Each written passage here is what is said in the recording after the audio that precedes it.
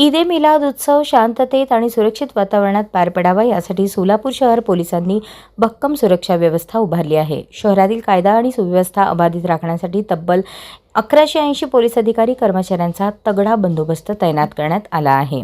शहर पोलीस आयुक्तालयाकडून मिळालेल्या माहितीनुसार या बंदोबस्तात 3 पोलीस उपायुक्त, 5 सहाय्यक पोलीस आयुक्त, 17 पोलीस निरीक्षक, 40 सहाय्यक पोलीस निरीक्षक, पोलीस उपनिरीक्षक तसेच 680 पोलीस अंमलदारांचा समावेश आहे।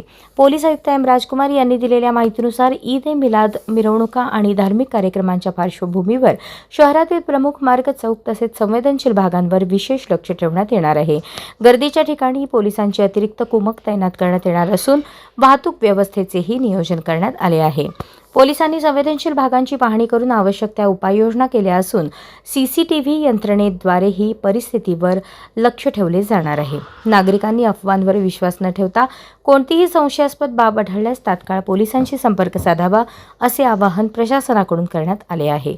कोणताही अनुचित प्रकार किंवा कायदा सुव्यवस्थेचा प्रश्न निर्माण होऊ नये यासाठी शहर पोलिसांनी विशेष खबरदारी घेतली आहे। सर्व संबंधित यंत्रणांच्या समन्वयातून ईद ए मिलाद उत्सव शांततेत पार पाडण्याचा आमचा प्रयत्न आहे असे पोलीस आयुक्त एम राजकुमार यांनी सांगितले।